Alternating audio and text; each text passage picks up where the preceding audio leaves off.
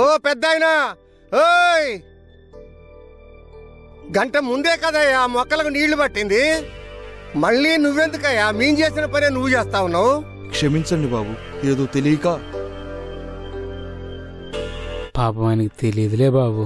ఇంతకు ముందు ఈ ఆశ్రమంలో ఒక ఆయన చేర్పించి వెళ్ళాడు.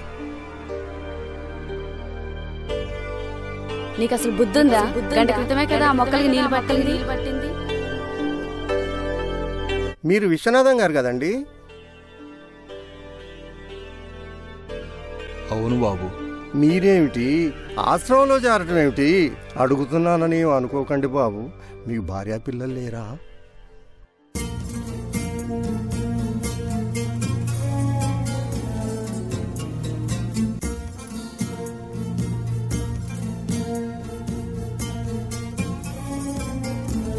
శశి, నేను ఆఫీస్ నుంచి ఇప్పుడే వస్తున్నాను. కిరణ్, ఫస్ట్ షో ఫిలిం తీసుకెళ్ళవా? సండే వెళ్దాం లేరా? నీకు తెలుసు కదరా, నాన్న ఒక్కడే ఇంట్లో వెయిట్ చేస్తూ ఉంటాడు. ఓకేనా? హలో హలో హలో, ఏమైందిరా? ఫిల్మ్కి వెళ్దామంటుందిరా. సండే వెళ్దామంటేనేమో కాల్ కట్ చేస్తుంది. చూడు కిరణ్, సలహా ఇస్తాను అనుకోకపోతే నీకు విషయం చెప్పనా? ఏంట్రా, నాన్నగారు మొన్న మధ్య వరకు కూడా జాబ్ చేసి రిటైర్డ్ అయ్యారు. ఇంట్లో ఒక్కరే ఉంటున్నారు, పెద్ద వయసు. ఇంకా నీకు వంట పని ఇంటి పని చేయటం తనకి ఇబ్బందికరంగా ఉంటుంది కదరా. నువ్వు చెప్పాలనుకున్నది ఒక్క ముక్కలో చెప్పు. ఈ కథా స్క్రీన్ ప్లే డైలాగులు ఎందుకు చెప్పు? నేను చెప్పేది ఏంటంటే, ఎలాగూ శశి వాళ్ళ ఇంట్లో నువ్వంటే ఇష్టమే, కాకపోతే కట్నం అది ఇచ్చుకోలేరు, అంతే కదా. అదే విషయాన్ని మీ నాన్నతో చెప్పి ఒప్పించు.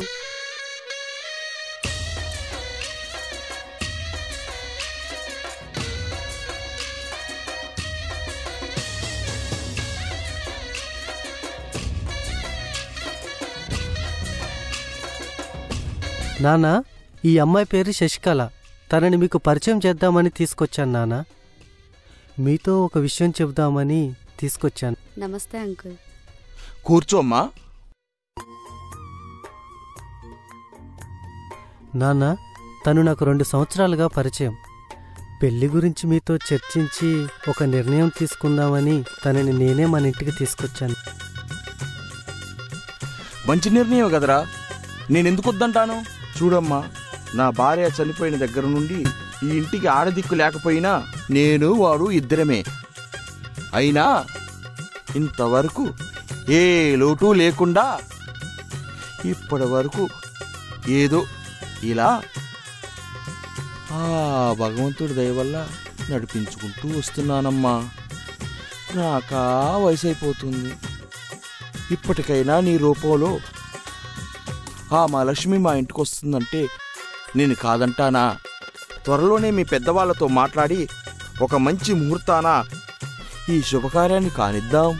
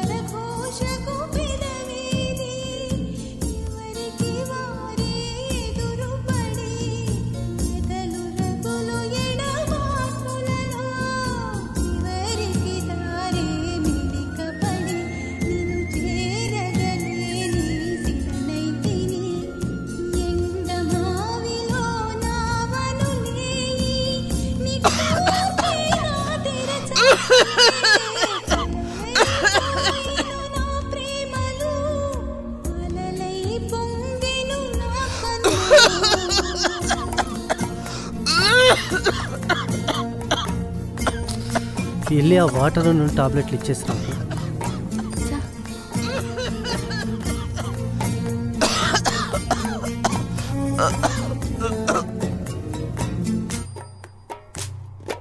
మమ్మల్ని కాసేపు కూడా నిద్రపోనివ్వరా? కనీసం వాటర్ కూడా తెచ్చుకోకుండా పదే పదే దగ్గుతూ మాకు నరకం చూపిస్తున్నారు.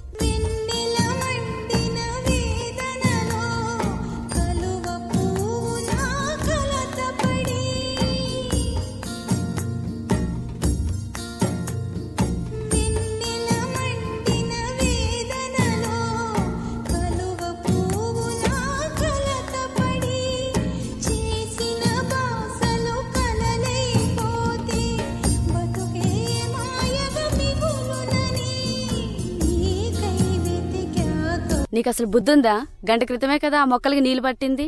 ఏమి తోచకపోతే సన్యాసం తీసుకుని సాధువులో కలు. ఎందుకు మా ప్రాణం తీస్తావు ఇలాగా?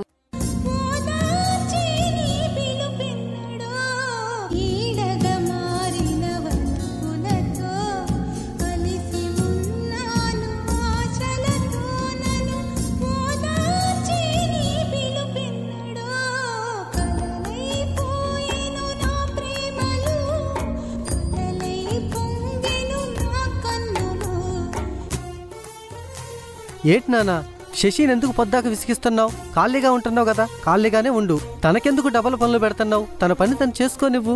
నాదే తప్పులేరా. నేను ఏది చేసినా నీకు తప్పులాగే కనిపిస్తుంది. ఇంకోసారి అలా జరగదులే, మీకు ఏ ఇబ్బంది కలగదులే. సరేనాయా, పడుకోపో, పోయి పడుకోపో.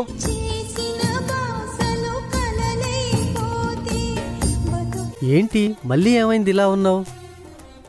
పెళ్ళై 3 నెలలు కావచ్చినా ఇప్పటి వరకు మీతో ఏకాంతంగా గడిపే టైమే రాలేదు. పెళ్ళైన తర్వాత ఎంతో సంతోషంగా గడపాలని ఎన్నో కలలు కన్నాను నేను. నిజంగా అవి కలలుగానే మిగిలిపోయాయి. ఆ విషయం ఈ ఇంటికి వచ్చాకే తెలిసింది నాకు. ఇప్పుడంతా జరగరాంది ఏం జరిగిందని నువ్వు మాట్లాడుతున్నావు? ఏం జరగాలి చెప్పు? నిన్ను ప్రేమించి పెళ్లి చేసుకుంది మీ నాన్నగారికి సేవలు చేసి పెట్టడానికా? అదే జరుగుతుందిగా నాకు ఇక్కడ. ఇంకేం జరగాలి? కొన్ని ప్రశాంతంగా మా ఇంటికి వెళ్ళి 10 రోజులు ఉండొద్దామా అంటే నువ్వు రానంట. నేను నీతో వస్తే నాన్నని ఎవరు చూస్తారు శశి? అదే కదా నేను చెప్పేది. ప్రతి దానికి మీ నాన్న వల్ల ప్రశాంతత లేకుండా పోతుంది. ఇంక నా వల్ల కాదు, నేను మా ఇంటికి వెళ్ళిపోతా. నువ్వు మీ నాన్నతోనే ఉండు. ఇంకెందుకు ఇంకా ఇక్కడ నేను. ఇప్పుడు నన్నేం చేయమంటే ఒక మాటలో చెప్పు. నేనేం చెప్పినా వింటారా?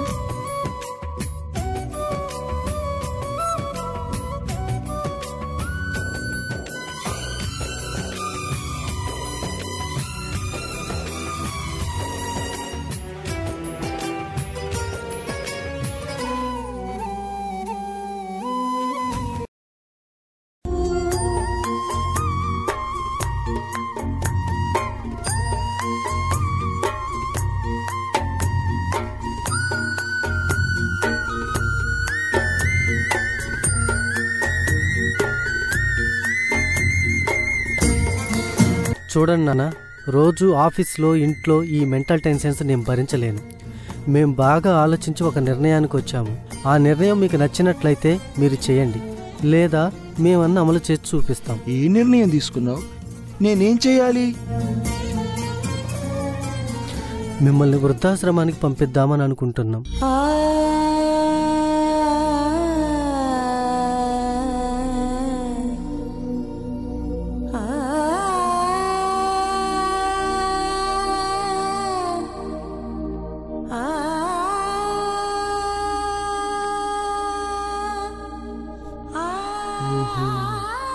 సరేలే నాయనా, నేను అక్కడ ఉండటమే కరెక్ట్లే.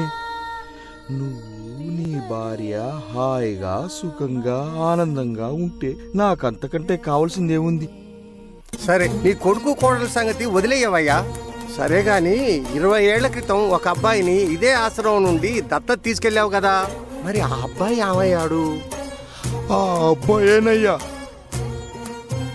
ఇక్కడ వదిలేసిపోయాడు.